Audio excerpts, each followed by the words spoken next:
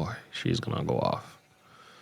And she is questioning Kimberly Cheatle, who was the director of the Secret Service, but she's resigned. I mean, I would resign too after being questioned like that and had this massive failure. Anyway, let's take a listen. Ms. Cheatle, I'd like to remind you that you're under oath.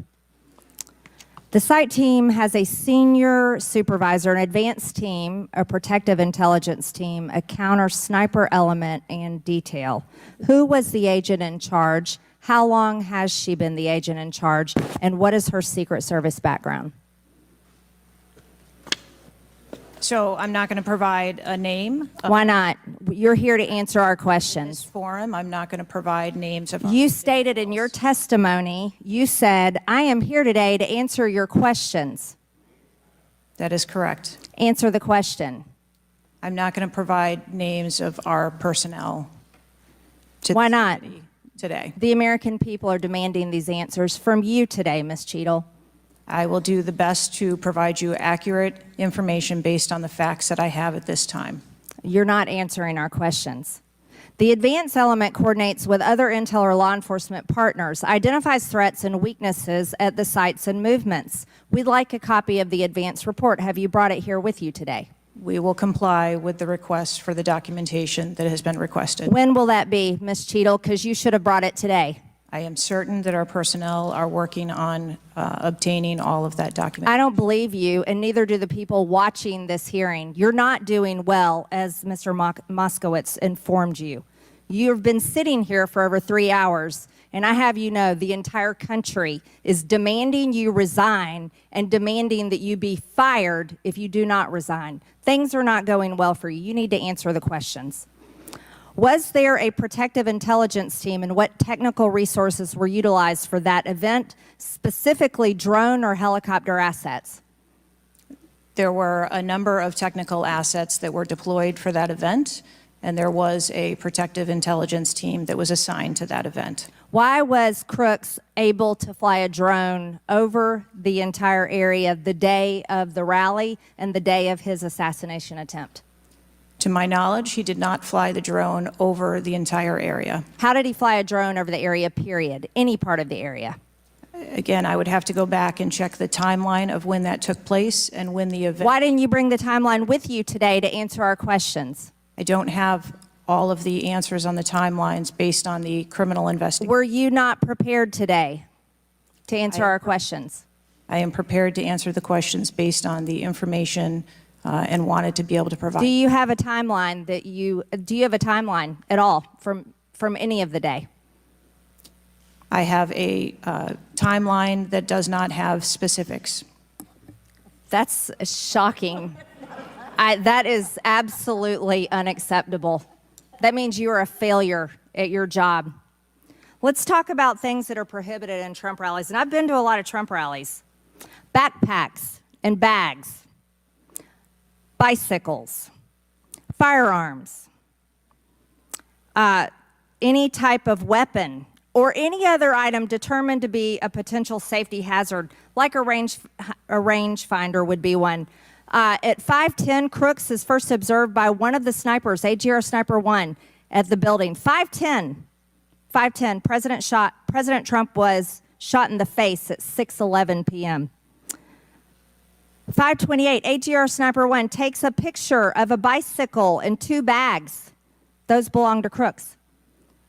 5:32, AGR Sniper 1 spots Crooks looking at his phone and using a rangefinder. 5:55, Butler ESU Command confirms receipt of photos and states they have been relayed on. 6:05 p.m., AGR Sniper 1 later communicates that Crooks is seen moving northeast in direction of Sheets and that Crooks has a backpack.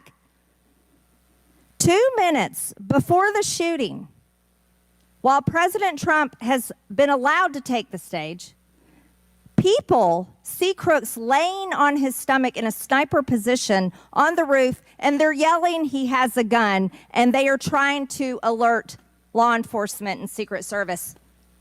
Why was Crooks not shot by the snipers? Why was he allowed to be there?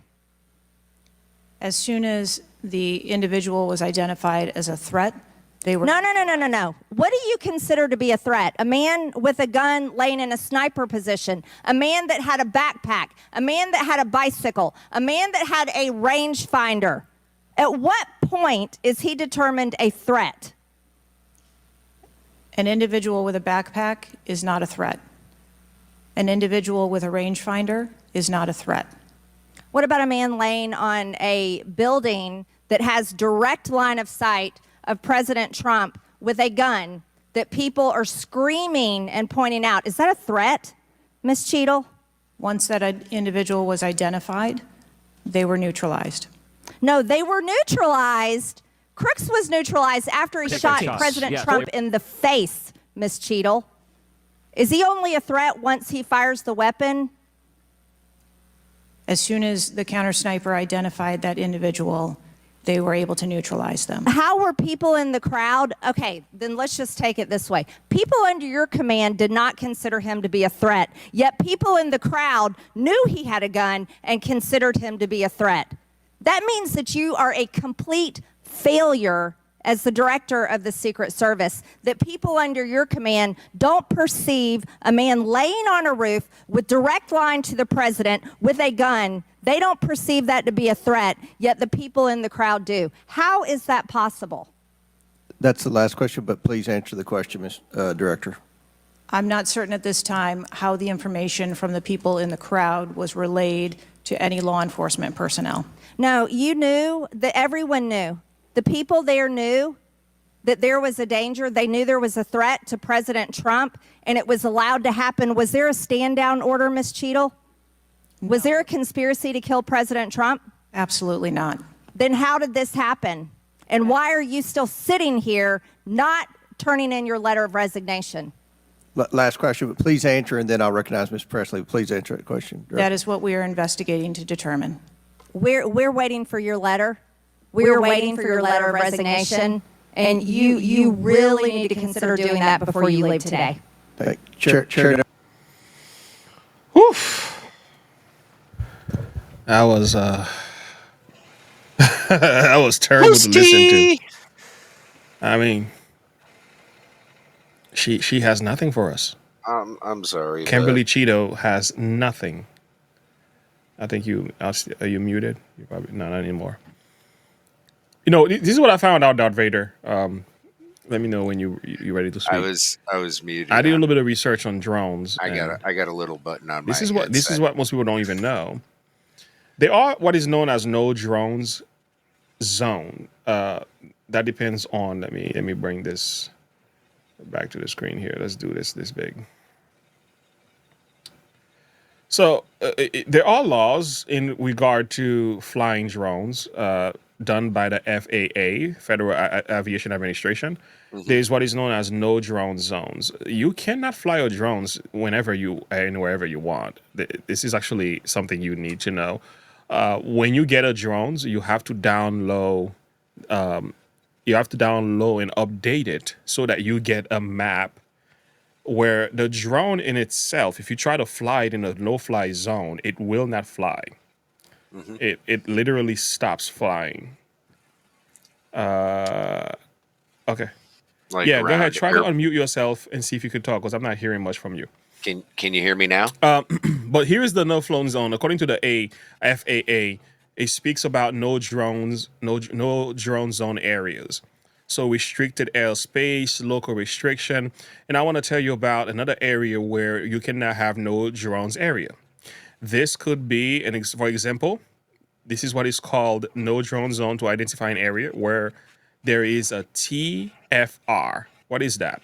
Example, major sporting events, space launch, re-entry operation, presidential movements. Go figure. Presidential movements or in security-sensitive areas designated by federal agencies. Weren't the area designated by federal agencies months in advance that the president was going to be in that area? Shouldn't that be part of the no-fly zone area, that the drone should not even be allowed to fly? You would think. One would think. What kind of drone was he flying? Was it a new model? Because all the new models have to be updated if you know anything about that, so that it can go along with the no-fly zone area, or was he using a really old? We're talking about 2001 model. That these ones, I think they probably don't have the new systems in them. But Can you this hear is me? what I found out. That's very interesting. So the fact that he wasn't even allowed to can you not fly hear in me? a no-fly zone area where the presidential movements is actually happening, there goes another mistake. So I think Tim Cass is going to set it best. Darth Vader, you come back whenever you're ready. I think you're having some connection issues here. Here is Tim Cass here. Listen to what he had to say. The Wall Street Journal is reporting the Trump gunman flew a drone over the rally site hours before the attempted assassination. I'm going to pause right now and just say that's impossible. That is impossible. I don't know. Modern drones won't even fly in secure zones. I don't know how this is possible. If you buy a modern consumer grade drone and you turn it on, it will tell you before you can fly it, you have to download the map which tells you where you can and cannot fly. It tracks no-fly zones, FAA rules and regulations. After you download it, if you were anywhere near anything like this, it says cannot take off. Now, it's possible he had a really old drone from 10 years ago or something that he was flying, but this makes literally no sense outside of the technological hurdles. They allowed a drone to fly overhead, and they didn't do anything about it. Okay, that's it. I don't see how anyone at any point could say anything other than inside job. Hands down, look, in 2011 at Occupy, I'm flying one of the first commercial grade drones, and we hacked it to live broadcast using the software development kit. We pulled the data from the device while it's in the air and sent it to a laptop computer, and then captured the video feed and broadcast it on the internet. For this, we ended up getting a bunch of attention. I ended up actually consulting with the university and the government on drone regulations and rules. And this is impossible. They let someone fly a drone. Let me tell you why it's impossible. The reason why we have the restrictions on drones, look at what's going on in Ukraine. They strap a very small explosive to a drone. The idea that they would allow a drone to fly anywhere near a presidential rally without putting in any kind of override is impossible. They let this happen. I don't get it. The Wall Street. That's correct. That's correct. This is what most people don't know. You can't just fly a zone in an area that is protected, especially where the president is. And when the area is being designated by the Secret Service, it becomes a no-fly zone area. So the drone won't even go there. It's not even allowed to fly. But Thomas Crook Jones was allowed to fly there. Interesting. Okay. Anyway, a lot more could be said. Something's just not feeling right. Doesn't feel good. Anyway, Lord Vader, we need to have you back. Can you hear? Check. I think you're having some connection issues. Okay, you back, but you speaking, you gotta check your mic. You speaking, you bleeping, but you're not, the sound is not coming through. This clip tells you everything you need to know. Liberal have mine. All right, let's keep going. We're 2 hours in. We still got 18 people watching. Thank you for those of you who still hanging out with us. We tend to do those live stream every other Thursday. Make sure you like and subscribe to the page. A little commercial break here. Make sure you click the bell icon for more. Check out our links. We also have the merch. Make sure you support us that way as well. Thank you for all of you who are standing with us.